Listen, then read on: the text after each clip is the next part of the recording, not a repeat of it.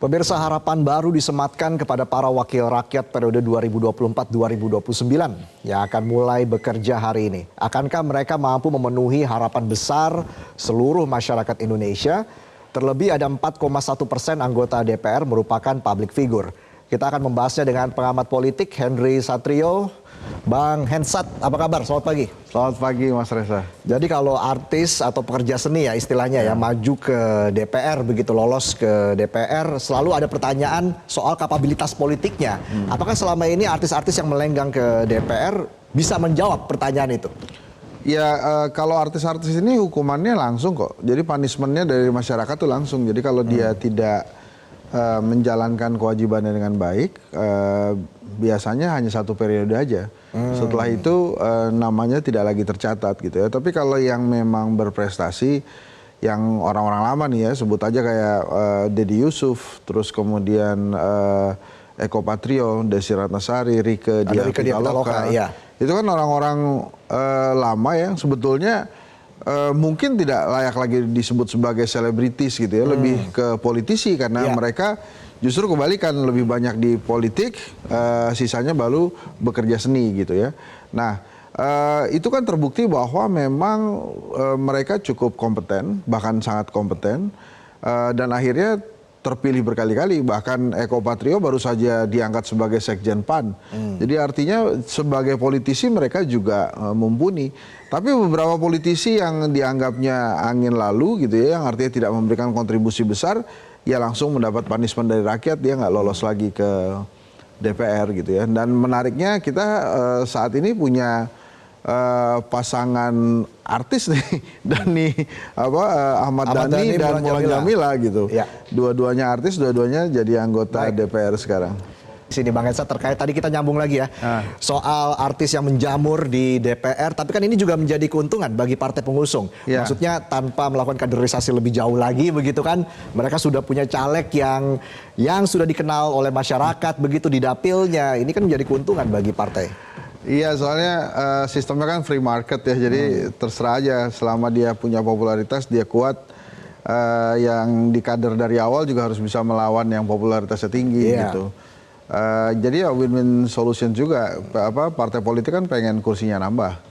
Sementara mungkin banyak juga selebritis itu yang juga ingin berkecimpung muncul sebagai wakil rakyat. Sebenarnya fenomena ini sih sudah lama dulu. Kita kenal ada Bang Rhoma Irama ya, terus kemudian ada Camelia Malik kalau saya nggak salah, waktu itu di zaman Golkar begitu powerful, mereka juga berada di dalam jajaran itu gitu. Jadi kalau kemudian artis masuk ke dalam sebuah mekanisme wakil rakyat sih bukan hal yang baru. Bahkan kan kita juga lihat di pilkada pun banyak artis yang mencoba peruntungan atau mencoba maju sebagai bupati, wali kota, gubernur ya. Ada Vicky Prasetyo, ada Kris Dayanti dan lain-lain. Sehingga sebetulnya sih dalam perpolitikan di Indonesia itu kita silakan-silakan aja kalau mau maju, selama itu bisa dipertanggungjawabkan maka kita pilih gitu. Nah yang menarik juga kan sebetulnya walaupun dari tadi kita bicara DPR, ada DPD nih Reza, yang juga sebetulnya banyak wajah baru juga ya, banyak wajah baru dan nambah nih dari 136 anggota menjadi 152, jadi ada tambah 16 orang baru karena pemekaran Papua yang 4 provinsi. Nah memang DPD ini jarang sekali kita sorot karena fungsinya yang tidak bisa mengesahkan undang-undang, jadi dia bikin RUU aja kemudian dikasih ke DPR, kemudian di DPR yang mengesahkan. Nah sebetulnya kalau setelah dilantik nih tugas DPR itu banyak langsung yang menunggu nih ya, bukan saja terusan dari undang-undang yang belum disahkan, tapi beberapa kejadian yang saat ini ramai diperbincangkan, misalnya pembubaran acara Kemang gitu ya. Anggota DPR yang baru dilantik ini langsung bisa bersuara tuh kepada aparat hukum misalnya untuk menyelesaikan ini, dan hanya tidak selesai di dalam sebuah drama-drama yang kesannya tuh ingin diselesaikan gitu. Jadi itu hal-hal baru yang menurut saya begitu selesai dilantik mereka langsung bisa bekerja. Tapi kalau bicara drama kan banyak dramanya nih jelang pelantikan. Ada caleg yang caleg yang sudah lolos ke DPR tapi dipecat partainya, ada yang memberikan merelakan kursinya ke orang lain begitu yang ternyata masih keluarga dengan ketua umumnya seperti itu kan. Betul. Misalnya seperti itu. Ini kan bagaimana ini bisa menjadi contoh bagi publik untuk membangun perpolitikan kita lebih baik lagi ke depan? Sebetulnya memang harus ada mekanisme ya untuk menyerahkan kursi itu karena beberapa misalnya lama jauh-jauh hari juga sudah memberikan kursi itu. Misalnya di beberapa daerah ada yang incumbent misalnya anggota DPR cuma terakhir itu tidak terpilih, tapi yang di atasnya justru melepas kursinya untuk memberikan kepada yang nomor 2 atau nomor selanjutnya. Jadi ini wajar seperti ini atau sebetulnya jangan ya, karena kan waktu itu kan rakyat memilihnya si orangnya. Misalnya Reza nomor 1, saya nomor 2 gitu ya.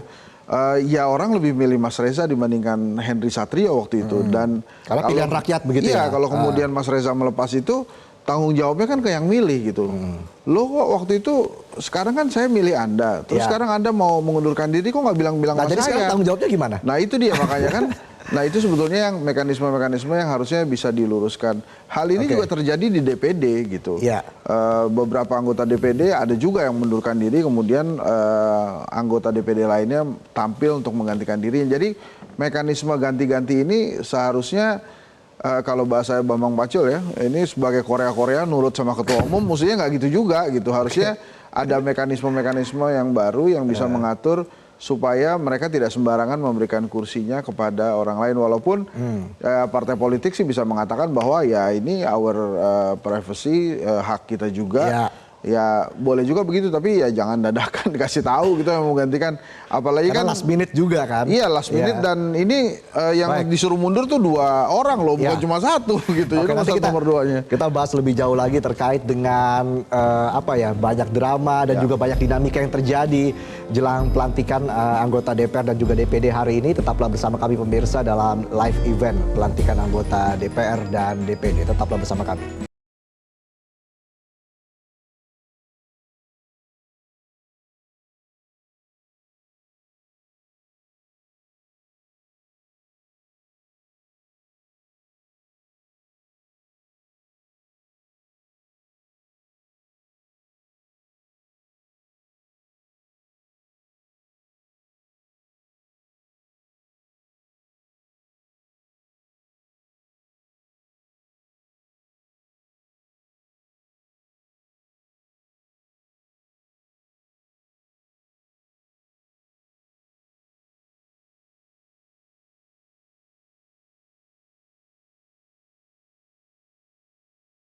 Jelajahi cara baru mendapatkan informasi. Download Metro TV Extend sekarang.